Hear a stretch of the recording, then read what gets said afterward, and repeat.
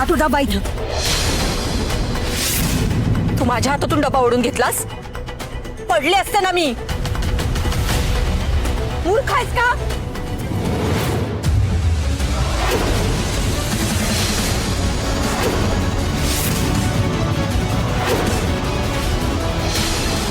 तू माझा अपमान केला असता ना तर एक वेळ मी तो खपवून घेतला असता. पण माझ्या आई बुवांचा अपमान केलेला मी सहन करून घेणार नाही.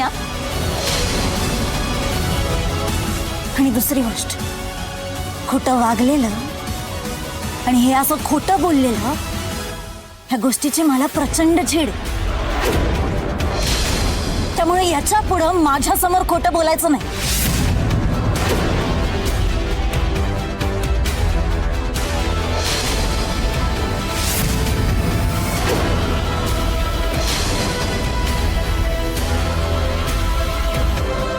आबा, तुम्ही खिरीचा वास घ्या. ह्याचा कुबट वास येतोय का? अजिबात नाही.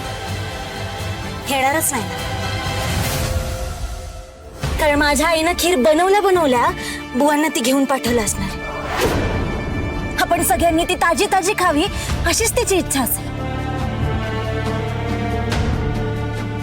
पण तुम्हाला तिची तळमळ नाही हो करणार. आणि उर्मिला ताई, माझ्या बुवांचा चेहरा सांगतोय की तुम्ही त्यांना नको नको ते बोललायत. पण मला त्रास नको व्हायला म्हणून त्यांनी मला काहीच सांगितलं. तुम्ही आज खोटारडेपणाचा कळस गाठलाय. तुम्हाला खीर नको होती नाही, मग तुम्ही नव्हती खायची. पण त्यावरून तुम्ही माझ्या घरच्यांना बोलायची काय गरज होती? खीर फेकून द्यायचा प्रयत्न करायची काय गरज होती?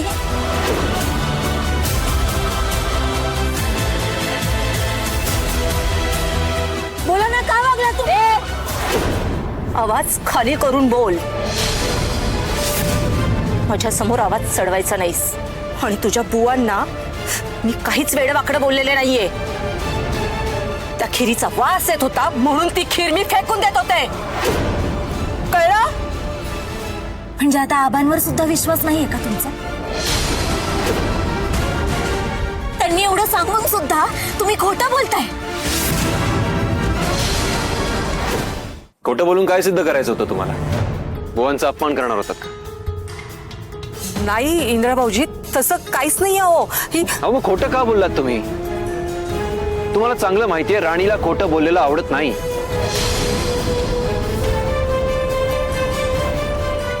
आवडी निवडीचं मला काय कौतुक. ही वस्तीतनं आलेली पोरगी मला शहाणपणा शिकवतीये, मला ज्ञान शिकवतीये. तुम्हा सगळ्यांना काय वाटतं? खूप चांगले संस्कार झालेत का हिच्यावर?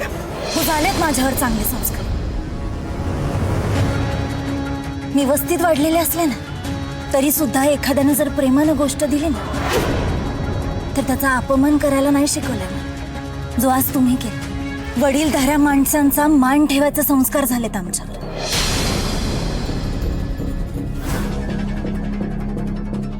अन्नाची किंमत करायचे संस्कार झालेत आमच्यावर. परिस्थिती कितीही बिकट असली ना तरी सुद्धा खोटं कधीच बोलायचं नाही हे संस्कार झालेत आमच्यावर. गरिबीने आम्हाला अन्नाची, भुकेची किंमत, त्याचा मान ठेवायला शिकवलंय, जो तुम्ही आज ठेवला नाही. माझ्या आईने एवढं प्रेमानं, मायेनं बनवलेली खीर तुम्ही आज टाकायला निघाला होता.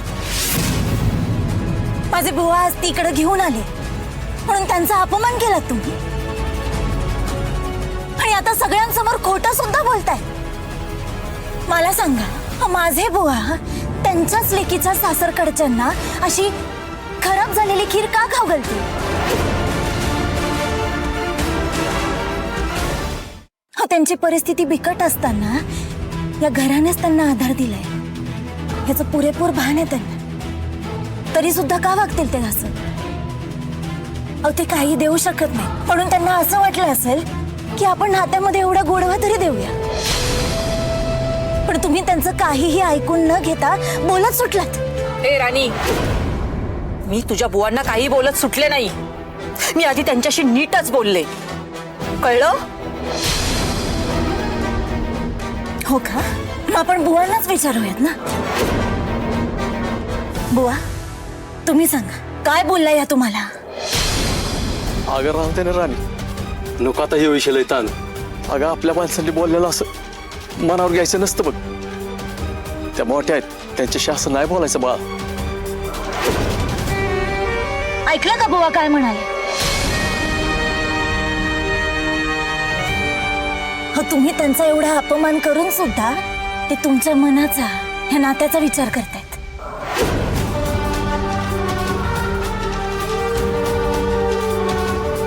उर्मिलाताई, तुम्ही सुद्धा एक मुलगी आहात ना.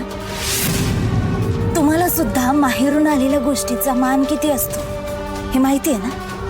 पण तरी सुद्धा तुम्ही माझ्या माहेरच्या माणसांच्या हेतूवर संशय घेतला. हो, सासरी असणाऱ्या प्रत्येक मुलीची आई तिच्यासाठी काही ना काही पाठवतेच ना. हो, त्याच्यामध्ये तिची फक्त माया, प्रेम, आपुलकी दडलेली असते. हो, वाईट हेतू नसतो काही. तुम्ही मला वाटेल ते बोलला असतात ना तरी चाललं असत. हो, पण तुम्ही माझ्या आई वडिलांचं मन दुखवलं, त्यांचा अपमान केलात आणि ते मी कधीच सहन करणार नाही. हो, प्रत्येकाला त्याच्या आई वडिलांचा मान सन्मान मोठा असतो तसं मलाही. हो, आम्ही वस्तीत राहतो म्हणून आमच्या भावनांची किंमत शून्य असं नका समजू तुम्ही. हो, माणूस श्रीमंत असू देत किंवा गरीब, त्याच्याशी फक्त माणसासारखं वागायला जमलं ना तर ते बघा. राणी, तू जरा जास्तच बोलतेस असं नाही वाटत आहे तुला? ती योग्य तेच बोलते. आणि उर्मिला, बोलताना जिभेवर ताबा ठेवत जा. शेवटचं सांगतो, यापुढे मला माझ्या दारामध्ये कोणाचाही अपमान झालेला चालणार नाही.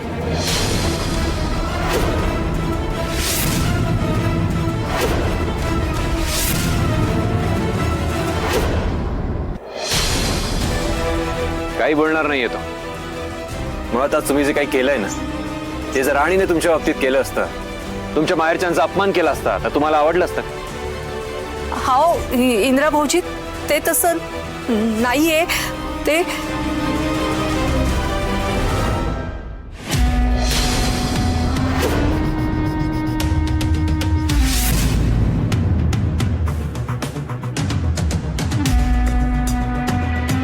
उर्मिला, तुला महाडिकांच्या आचार विचारांचा काही विसर पडलाय का?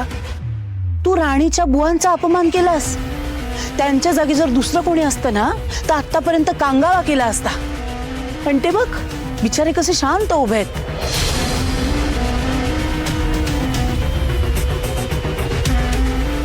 हे बघ, आत्ता जे झालं ना ते शेवटचं.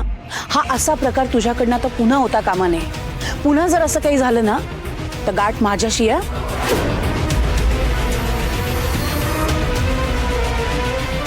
जा, निघ आता तू.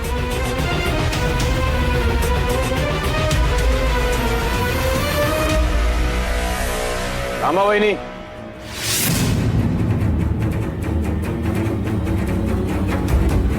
नाही आई, त्यांना असंच जायला नको सांगूस. त्यांनी चूक केली, त्यांनी माफी मागायला हवी.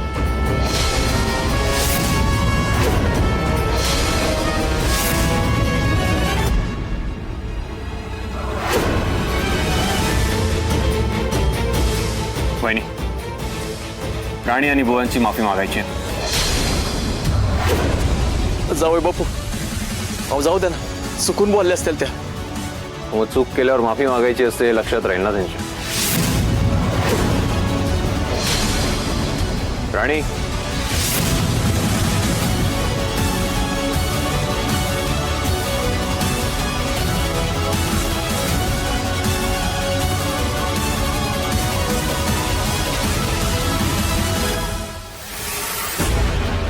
माफी मागा. भाऊजी, अहो, माझा गैरसमज झाला, माझ्याकडून चूक झाली, त्याच्यासाठी मी माफी मागायची. हो, तुमच्यामुळे कोणाचं तरी मन दुखावलं गेलंय. माफी तर तुम्हाला मागावीच लागेल. मला नाही वाटत माझ्याकडून एवढी मोठी चूक झाली जेणेकरून मी माफी मागितली पाहिजे. ह्या राणीला तिच्या माहेरच्या माणसांचं, वस्तूंचं कौतुक असेल तर तिने तिच्या वडिलांनी जे काय आणलंय एकटीनेच खावं. वहिनी, एक मिनिट. तुम्हाला इथून जायची परवानगी दिली कोणी? जोपर्यंत तुम्ही बुवांची आणि राणीची माफी मागत नाही तोपर्यंत इथून हलायचं नाही. इंद्रा, अरे विक्रांत, माझं ठरलंय.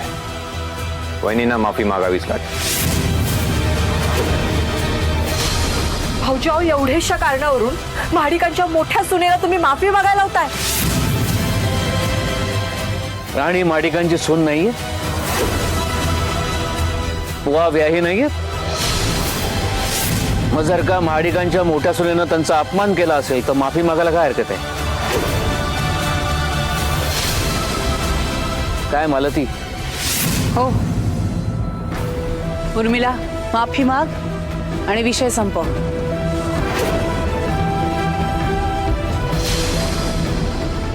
काय झालं उर्मिला ताई? तुम्ही काय एवढा विचार करताय? मी माफी मागणार नाही आणि तुझी तर नाहीच नाही. ठीक आहे, मग जोपर्यंत तुम्ही यांची माफी मागत नाही तोपर्यंत घरात यायचं नाही.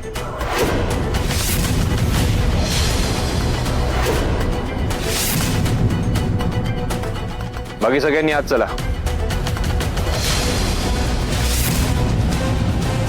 ठीक आहे, मी माफी मागते. बुवा, राणी, सॉरी.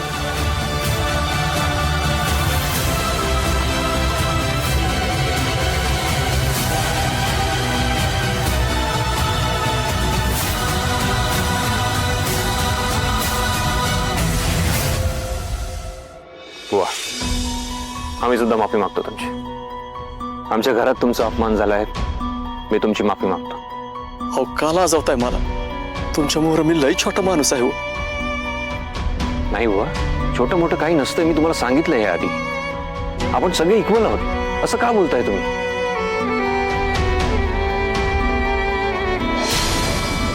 इंद्रा, आता इथेच बोलत थांबणार आहेस का त्यांना आतही घेऊन जाणार आहेस? हो, या. ये.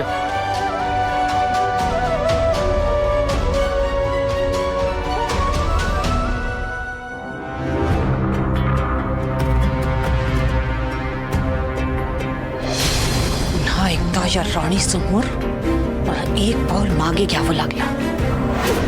हरकत नाही, आता पुढचा पाऊल मी आणखी जोमाने टाकेन. योग्य संधीची वाट बघेन आणि हिला हिची लायकी दाखवून देईन.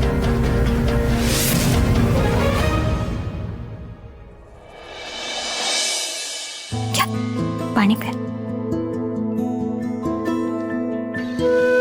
राणी, नुसतं पाणी काय देतेस? चहा नाश्त्याचं बघ त्यांचं. हो, आणते. काय तो मानपान करून घे बाई. तुझे या घरात थोडेच दिवस शिल्लक राहिलेत. आबा, मालती मॅडम, मगाशी माझं चुकलं. मी एवढ्या मोठ्याने नको बोलायला पाहिजे होतं. त्यासाठी मला माफ करा. आणि बाळा, तर तू योग्यच वागलीस. तुझ्या जागी दुसरं कोणी असतं ना, असंच वागलं असतं. तुला रागणं स्वाभाविक आहे. हो ना, आपल्या माणसांसाठी आपल्याला ठाम उभं राहावंच लागतं. असं राणी, जे काही झालं त्याचा जास्त विचार करू नकोस. बुवा, तुम्ही जे काही झालं ते विसरून जा प्लीज. आपण सगळी फॅमिली होतात. आम्ही तर ते सगळं आत येतानाच विसरून आलोय बघा. That's great. बाकी काय म्हणता? आईंची तब्येत कशी आहे? आता बरी. अहो, तुमच्यासाठी काय करू शकले नाही म्हणून लई खंत होती तिच्या मनात. म्हणून लगबगीने ही खीर बनवून पाठवली. आता मला काय माहिती या खीरमुळे एवढं महाभारत होणार आहे म्हणून. अगं राणी, हा, खीर कुठे? आण ना, आपण सगळे खाऊया. आता कशाला? नाही म्हणजे आपण रात्री जेवणामध्ये घेतली असती असं म्हणायचं होतं मला. नाही नाही आई, मला आत्ताच टेस्ट करून बघायची आहे खीर. राणी, घेऊन ये पटकन. आणते.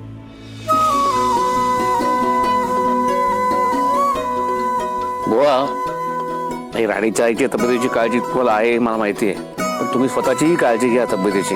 घेते की काळजी.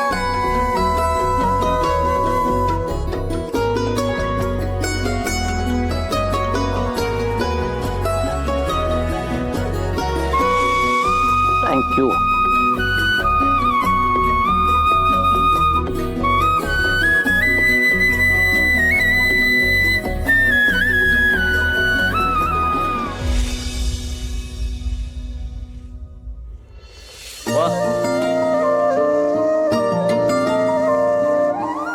खरंच अप्रतिम झाली आहे खीर.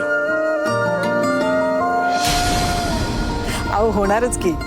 राणीच्या हाताला एवढी चव आहे म्हटल्यावर तिच्या आईच्या हाताला चव असणारच.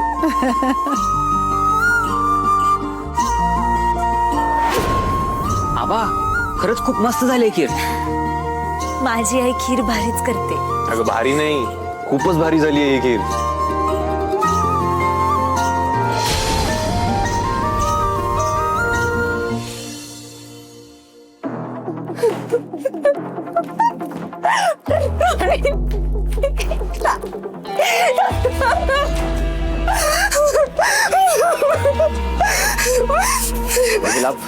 उर्मिला शांत हो. काय शांत हो? एका शब्दाने माझ्याशी बोलू नकोस. मी काय केलंय? काहीच केलं नाहीस. खाली माझा एवढा अपमान होत होता, सगळ्यांसमोर मला माफी मागायला लावत होते, तरी सुद्धा तू काहीच केलं नाहीस. मी काय करणार होतो? त्या आबा आणि इंद्रासमोर मालतीचं काय चालत नाही, माझं चालणार होतं. नवरा आहेस ना माझा तू. नवऱ्याच्या नात्यानेही काही बोलू शकला नाहीस. उर्मिला, त्या मोमेंटला तुझी बाजू घेण्यासारखी सिच्युएशन होती का? सांग ना तूच. सिच्युएशन, ही सिच्युएशन त्या राणीमुळे माझ्यावर आली आहे. तिच्यामुळे माझा एवढा मोठा अपमान झालाय. मला एवढं बोलली ती, कशी बोलत होती बघितलंस ना. एवढं बोलून सुद्धा कोणी तिला काहीच बोललं नाही. माझा अपमान केलाय तिनं. घाबरून खाली मान घालणारी पोरगी चुरू चुरू बोलायला लागलीये. नाही तिची जीभ हसडली ना तर नावाची उर्मिला नाही मी. सगळ्यात मोठा प्रॉब्लेम इंद्रा आहे. त्या इंद्राने माफी मागायला लावली ना, राणीने नाही. हो, तो इंद्रा मला घरात जायचं नाही म्हणाला. सगळ्यांच्या नजरेत त्या राणीला मोठं करायचंय त्याला. तिच्यासाठी पायघड्या अंतरतोय. पण हरकत नाही, एक ना एक दिवस सगळे फासे माझ्या बाजूने पडतील. मग एकालाही सोडणार नाही ही उर्मिला. आता सगळं काही सहन करण्यापलीकडे गेलंय. उर्मिला, आता सहन करण्यापलीकडे आपल्याकडे काहीच नाहीये. तुझी जी अवस्था आहे तीच माझी पण आहे. विक्रांत, अरे तुझं रक्त कसं उसळत नाही रे? आत्ताच्या आत्ता त्या राणीचा विषय संपवून टाकावा असं वाटतं मला. पण माझे हात बांधले गेलेत म्हणून मी शांत आहे. मी समजू शकते उर्मिला, पण हे बघ, यावेळी आपण आपला राग दाबून ठेवूया आणि योग्य त्यावेळी ब्लास्ट करूया. अशी ना सारखी चिडचिड करत बसण्यापेक्षा ना योग्य संधीची वाट बघून त्या राणीची आपण वाट लावूया. डोंट वरी.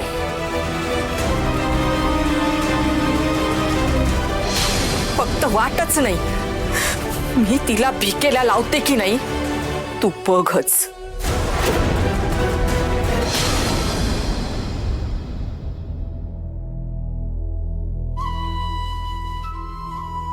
बुवा, सावकाश जा बर का. आणि इकडे जे काय झालं ना ते आईला ना. नाही कळू द्यायचं पुरी. बुवा, काय झालं? तुम्ही नका त्रास करून घेऊ बरं. अगं एवढं सगळं ऐकल्यावर बघितल्यावर त्रास तर होणारच ना ग राणे. बुवा, हो अशा एवढ्या तेवढ्या गोष्टी प्रत्येक घरात होत असतात. तुम्ही नका मनाला लावून घेऊ. माझं सगळं नीट आहे. राणे, अगं बापाच्या समाधानासाठी कायम सगळं नीटे म्हणून सांगत आलीस. आणि सगळं बघितलं ना कळतंय मला, तुझा सासूरवास अजून काय संपला नाही बघ. हो, सासूरवास कसला?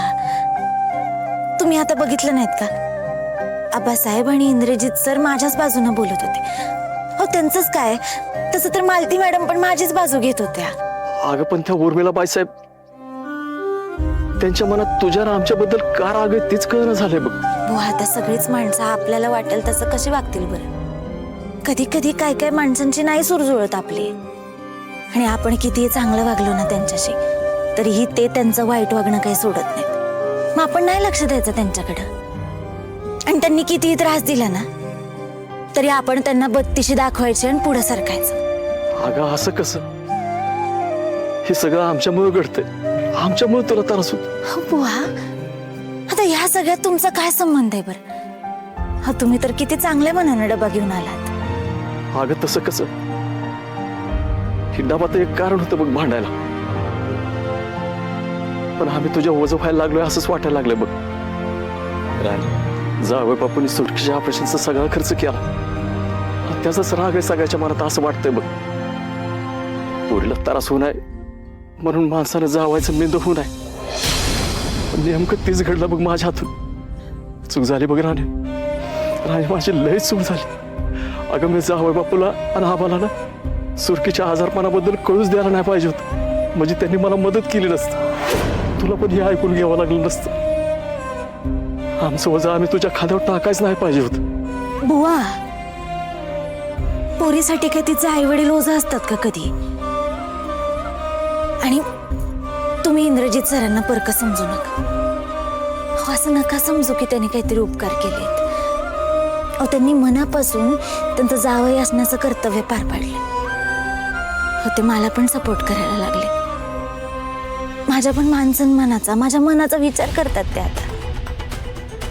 आणि तुम्ही नका बाकीच्या लोकांचा विचार करू. हो, आबासाहेब आणि इंद्रजित सर खूप जपतात मला. मग आपण ते बघूया ना. ते आपल्यासाठी जर एवढं काही करताय तर आपण त्यांना जपूया. तुम्ही बाकीच्या लोकांचा विचार नका करू बघा. बरोबर आहे तुझं. अगं जावई बापू आणि आबा आपल्यासाठी देवच आहेत. अगं तुझं लगीन मोडलं होतं ना, तेव्हापासून हे दोघं तुझ्या कायम पाठीशी असतात बघ. आणि जावई बापू तर तुला नवरा म्हणून कायम तुझ्या पाठीशी उभं असतात. त्यांनी आपल्यासाठी एवढं केलंय ना की त्यांचं पाय धुवून पाणी पिलं ना तरी पण कमीच आहे बघ. राणी, तू त्यांना कधीच दुखू नको बघ. त्यांना जप पुरी. तुम्ही काळजी करू नका. हा, तुम्ही फक्त आता तुमची आणि आईची काळजी घ्या. हा, सावकाश जा. येतो पुरी.